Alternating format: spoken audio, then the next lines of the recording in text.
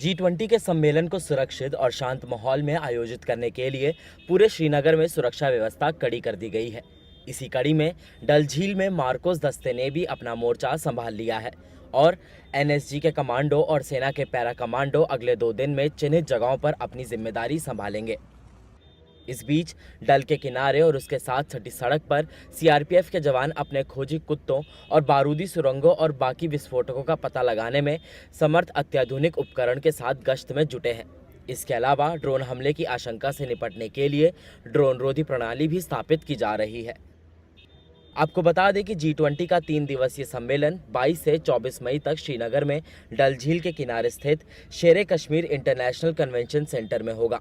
गौरतलब है कि कुछ दिनों पहले ही पाकिस्तानी आतंकी संगठन ने सम्मेलन के दौरान घाटी समेत पूरे प्रदेश में हमलों के साथ विदेशी मेहमानों को भी निशाना बनाने की धमकी दी है और इसी आतंकी खतरे से निपटने के लिए सुरक्षा का कड़ा बंदोबस्त किया गया है और श्रीनगर शहर में सुरक्षा व्यवस्था बढ़ाते हुए पुलिस और अर्धसैनिक बलों की गश्त बढ़ाई गई है।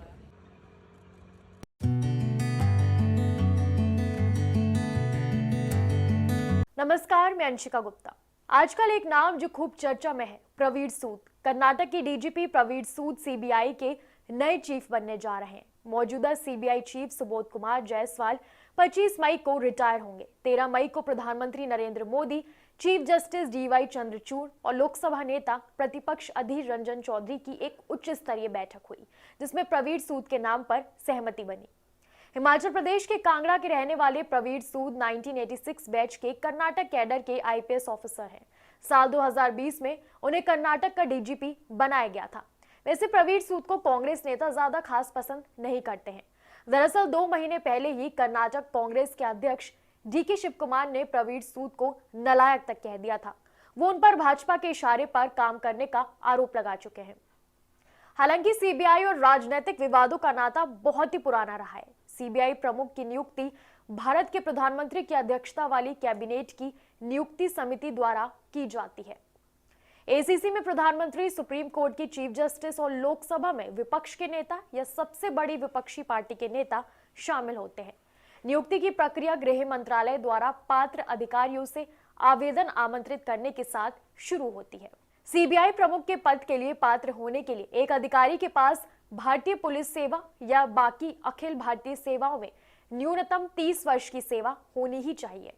अधिकारी के पास एक साफ रिकॉर्ड और किसी भी आपराधिक मामले या विभागीय जांच में अभियुक्त नहीं होना चाहिए। साथ ही अधिकारी के पास जांच खुफिया जानकारी एकत्र करने और अभियोजन का भी अनुभव होना चाहिए। सीबीआई प्रमुख को हटाने की प्रक्रिया साल 1997 से पहले सरकार ने कभी भी सही या गलत लगने पर सीबीआई प्रमुख को उनके पद से हटा दिया जाता था। कुल मिलाकर कहें तो रहम का पद था। लेकिन साल 1997 में विनीत नारायण मामले के बाद सुप्रीम कोर्ट के एक फैसले के बाद कार्यकाल को कम से कम 2 साल का कर दिया गया ताकि डायरेक्टर मुक्त होकर अपना काम कर सके।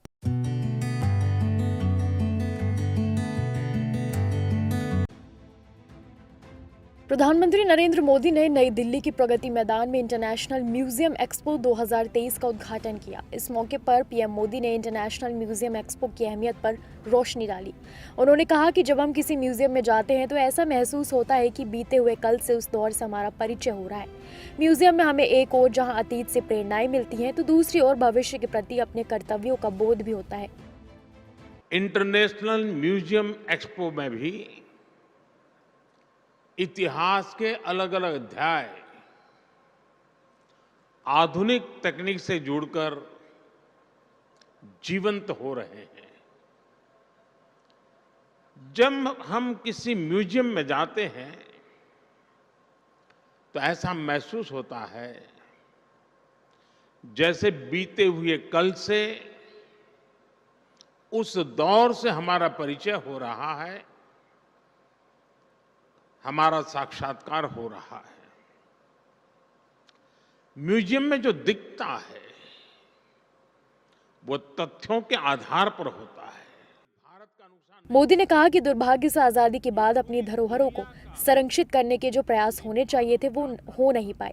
लोगों में धरोहरों के प्रति जागरूकता की कमी ने और ज्यादा बढ़ा दिया। इसलिए आजादी के अमृतकाल में भारत ने जिन 5 प्राणों की घोषणा की है उसमें प्रमुख है अपनी विरासत पर गर्व, उन्होंने कहा कि अमृत महोत्सव में हम भारत की धरोहरों को संरक्षित करने के साथ ही नया कल्चरल इंफ्रास्ट्रक्चर भी बना रहे हैं। आजादी के बाद अपनी धरोहरों को संरक्षित करने के जो प्रयास होने चाहिए थे वो उतने हो नहीं पाए। लोगों में धरोहरों के प्रति जागरूकता की कमी ने इस क्षति को और ज्यादा बढ़ा दिया और इसलिए आजादी के अमृतकाल में भारत ने जिन पंच प्राणों की घोषणा की है उनमें प्रमुख है अपनी विरासत पर गर्व। अमृत महोत्सव में हम भारत की धरोहरों को संरक्षित करने के साथ ही नया कल्चरल इंफ्रास्ट्रक्चर भी बना रहे हैं। देश के इन प्रयासों में स्वतंत्रता संग्राम का इतिहास भी है। नरेंद्र मोदी ने कहा कि जैसे हम परिवार में साधनों को आने वाले कल के लिए जोड़ते हैं, वैसे हमें पूरी पृथ्वी को एक परिवार मानकर अपने संसाधनों को बचाना है। उन्होंने कहा कि हमारी धरती ने बीती सदियों में कई आपदाएं झेली हैं। इनकी स्मृतियां और निशानियां आज भी मौजूद हैं। हमने इन निशानियों के चित्रों की एक गैलरी के बारे में भी सोचना चाहिए। इससे पर्यावरण के प्रति जागरूकता बढ़ेगी।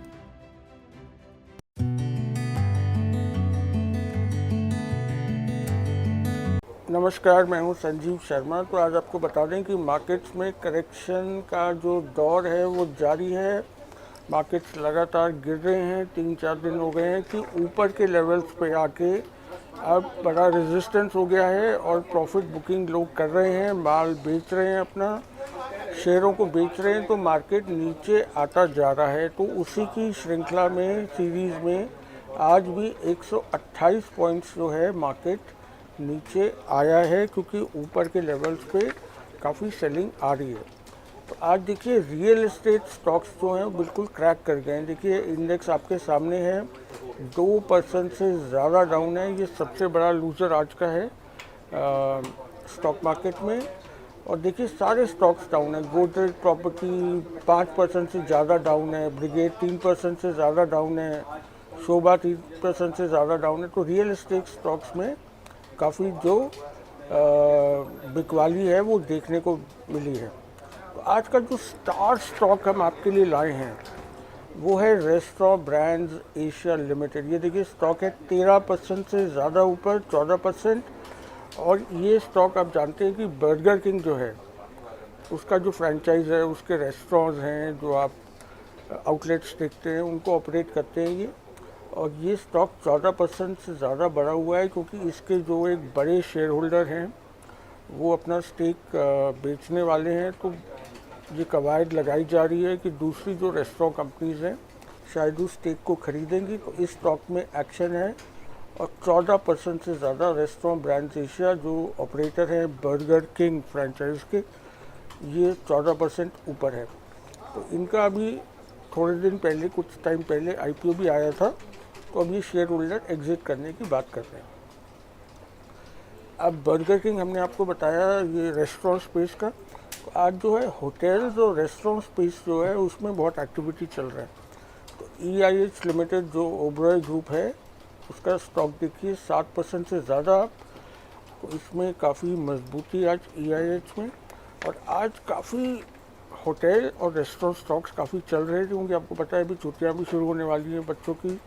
स्कूल की वैकेशंस हैं, समर वेकेशन शुरू हो जाएंगी। तो उसमें होटल्स और रेस्टोरेंट वगैरह का बिजनेस में अपटिक आ जाता है, क्योंकि बाहर लोग ज़्यादा घूमते हैं, स्पेंडिंग भी बढ़ जाता है।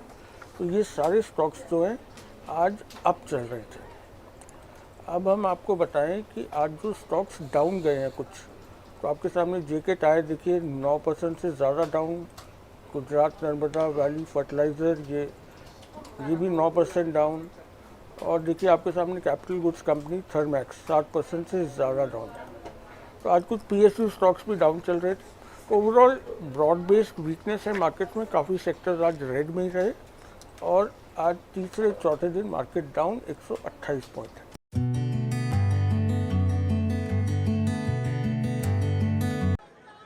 पाकिस्तान में इमरान खान और उनके समर्थकों के खिलाफ अब सेना खुलकर सामने आ गई है। पाकिस्तान के सेना प्रमुख आसिम मुनीर ने कहा है कि इमरान खान की गिरफ्तारी के बाद जिस तरह 9 मई को हिंसा हुई थी, वैसी हरकत भविष्य में स्वीकार नहीं की जाएगी। दरअसल इमरान खान के समर्थकों ने 9 मई को जिन्ना हाउस पर ही धावा बोल दिया था, जिसमें पाकिस्तानी सेना के कोर कमांडर रहते हैं और ये कभी मोहम्मद अली जिन्ना का ठिकाना हुआ करता था। सियालकोट में पाकिस्तान सेना प्रमुख ने कहा, किसी को यह अनुमति नहीं दी जाएगी कि वो हमारे शहीदों और उनके स्मारकों का अपमान करे। वो सेना के लिए प्रेरणा और गर्व का विषय है। पाकिस्तानी सेना के चीफ ने कहा कि देश के लिए शहीद होने वालों ने अपना सर्वोच्च बलिदान दिया है, उन लोगों का सम्मान होना चाहिए। उन्होंने कहा कि जिस तरह की हिंसा और स्मारकों पर हमला पिछले दिनों हुए थे, उन्हें फिर कभी स्वीकार नहीं किया जाएगा। पाकिस्तान सेना के चीफ आसिफ मुनीर ने कहा कि 9 मई को ब्लैक डे के तौर पर भी मनाया जा सकता है और उस दिन हिंसा करने वालों के खिलाफ एक्शन होना चाहिए। आर्मी चीफ आसिम मुनीर ने इमरान खान का नाम लिए बिना कहा कि सेना भविष्य में ऐसी हरकत नहीं स्वीकार करेगी। सेना के प्रतिष्ठानों पर हमला करने वालों, उकसाने वालों और साजिश रचने वालों के खिलाफ कड़ा एक्शन होगा।